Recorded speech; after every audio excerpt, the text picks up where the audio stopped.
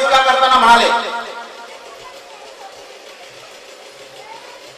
बघेल तेव्हा सुट्टा बुटत असणारे बाबासाहेब वर गरीब जनतेचं काय कल्याण करणार म्हणाले.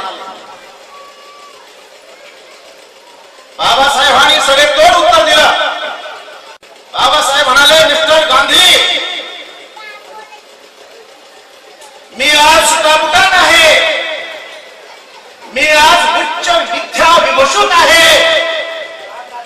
एक दिवस असा दिसेल की माझ्या समाजाचा प्रत्येक माणूस, माझ्या समाजाचा प्रत्येक कार्यकर्ता, या देशातील सगळे मागासलेले दलित समाजाची माझी माणसं, प्रत्येक माणूस सुटाबुटात एक दिवशी दिसल्याशिवाय राहणार नाही मिस्टर गांधी.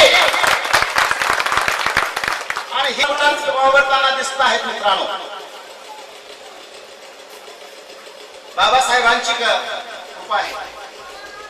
बाबासाहेब नसते तर सूट पण नसतं, बूट पण नसतं, अंगाला कपडे नसते मिळाले बाबासाहेब नसते. म्हणून जे काय माझं आहे ते सगळं बाबासाहेबांचं आहे. म्हणून बाबासाहेबांच्या विचाराच्या प्रती, चळवळीच्या प्रती इमानदारी राखली पाहिजे मित्रांनो. या देशामध्ये, या राष्ट्रावर केलेले सगळ्यात मोठे उपकार आहेत बाबासाहेबांचे, की या देशाला जगातलं सगळ्यात मोठं संविधान अर्पण करण्याचं काम बाबासाहेबांनी केलं मित्रांनो. या देशात बॅरिस्टर काय कमी होते का हो?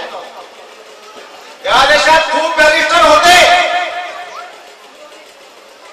पहिल्यांदा घटना लिहिण्या समितीचा मसुदा तयार करण्याचं काम एकाला दिलं, दुसऱ्यांदा पण एकाला दिलं, पण एक सुद्धा बॅरिस्टर साधा घटनेचा ड्राफ्ट मसुदा तयार करू शकला नाही. शेवटी बाबासाहेब आंबेडकर या जगातला एकमेव विद्वान आणि घटनेचा अभ्यासक, जगातील संविधानाचा तत्वज्ञ म्हणून बाबासाहेबांशिवाय या देशाला पर्याय उरला नाही. म्हणून बाबासाहेबांना घटना समितीच्या मध्ये ऍड करण्यात आलं आणि त्यांच्यावर घटना समितीचा मसुदा तयार करण्याची जबाबदारी मित्रांनो दिली.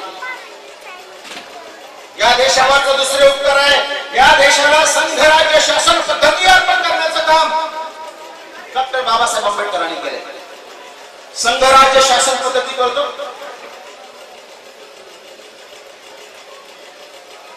जनरली काय होतं की छोट्या छोट्या राज्याला अधिक अधिकार असतात, केंद्राला कमी अधिकार असायचे. पण बाबासाहेबांनी अत्यंत बुद्धिमानपणे, सोयीस्करपणे, विचारपूर्वक या देशाच्या संपूर्ण राज्यांचे अधिकार, छोटे छोटे अधिकार कमी केले आणि सगळ्यात जास्त अधिकार केंद्राला दिले. मतपेटांच्या द्वारे सरकारी बदलले गेले, राजकीय स्थैर्य निर्माण झालं आणि नियोजित पद्धतीने भारताची आर्थिक क्षेत्रामध्ये प्रगती करण्यास मोठा हातभार जर कोणी लावला असेल तर डॉक्टर बाबासाहेब आंबेडकरांनी लावला. मात्र हे सगळ्यात मोठं काम त्यांनी केलं. आपल्याला माहितीये की फक्त कायद्याचे तज्ञच नव्हते, तर जगातील संविधानाचे मोठे अभ्यासक म्हणून बाबासाहेबांना ओळखलं जायचं. या घटनेमध्ये 315 कलम, 8 परिशिष्ट आहेत. पूर्वीच्या काळात एक म्हण असायची, राजा बोले दल हाले. पण केवळ एकच बाबासाहेब ज्याने ही म्हण उलटी करून टाकली. आता दल बोले आणि राजा हाले. लोकांनी बोलायचं आणि राजाने हारायचं, ही परिस्थिती फक्त बाबासाहेब आंबेडकरांच्या विद्वत्तेमुळे या देशाला मित्रांनो प्राप्त झाली. आणखीन एक गोष्ट आहे, प्रौढांना अधिकार, मतदानाचा अधिकार कोणी दिला? बऱ्याचशा लोकांना माहित नाही. प्रौढांना मतदानाचा अधिकार बाबासाहेबांची कृपा आहे. या देशातील स्त्रियांचे उत्थान, महिला माता भगिनी फार कमी आहेत, खरं म्हणजे त्यांच्यासाठी मी विशेष बोलणार होतो, मागे आहे थोड्याशा, मी निश्चितपणे बोलेन त्यांच्यावर. स्त्रियांचे उत्थान याच्यामध्ये बाळंतपणाच्या रजेपासून हिंदू कोड बिलाच्या मार्फत या देशातल्या स्त्रीला बराबरीची वागणूक, बराबरीचा दर्जा, भावाबरोबर संपत्तीचा वाटा, बाळंतपणाची रजा. एवढंच नाही, पण समोर जेवढी मंडळी बसलेली आहेत त्यांच्यासाठी सांगू इच्छितो नोकऱ्या तुम्ही करताय ना आता, स्टेट गव्हर्नमेंटच्या आणि सेंट्रल गव्हर्नमेंटच्या सगळ्या नोकऱ्या या राज्यघटनेमध्ये त्याचा समावेश केलेला आहे. जगातल्या कुठल्याही राज्यघटनेमध्ये नोकऱ्यांविषयी तरतूद नाही. कर्मचाऱ्याची योग्य तपासणी झाल्याशिवाय, त्याची चौकशी झाल्याशिवाय त्याला शिक्षा करण्यात येऊ नये. बाबासाहेबांची कृपा आहे मित्रांनो, नाही तर कधीच काढून टाकलं असतं खासगी कंपन्याप्रमाणे. म्हणून सरकारी नोकऱ्यामध्ये, निम सरकारी नोकऱ्यामध्ये संरक्षण द्यायचं काम राज्यघटनेच्या मार्फत आपल्या तमाम नोकरदारांना, नोकर वर्गाला बाबासाहेबांनी करून दिलेलं आहे.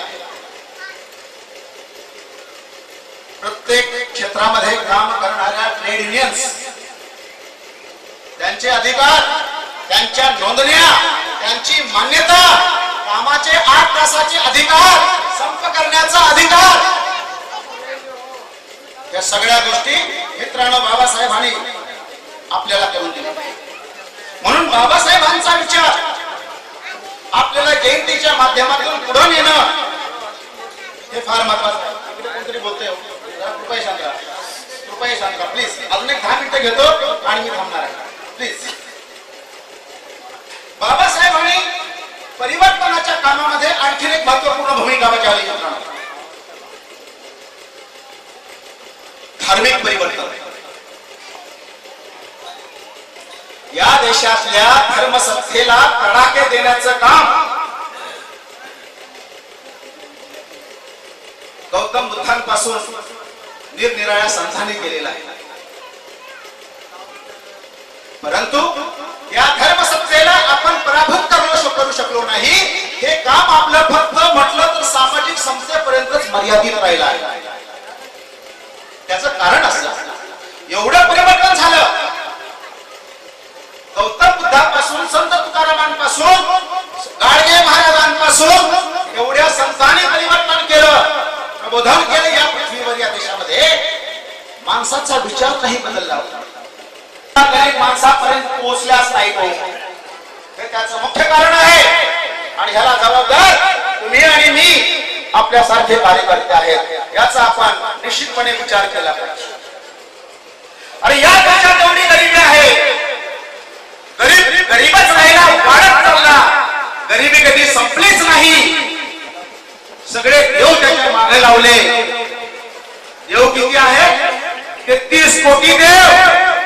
आणि या 33 कोटी देवानं 4 माणसं जरी दत्तक घेतली असती तर या देशातला काही माणसं भले झाला असतो. 33 कोटी देवाने 4 माणसं घ्यायला पाहिजे का ना दत्तक? या देशातली गरिबी संपली असती आणि या देशातला माणूस सुखी झाला असता मित्रांनो. पण ह्या पिढ्यातनं बाहेर येऊच देत नाही समाज व्यवस्था. आम्ही शिकलेले पण तसे बिनशिकलेले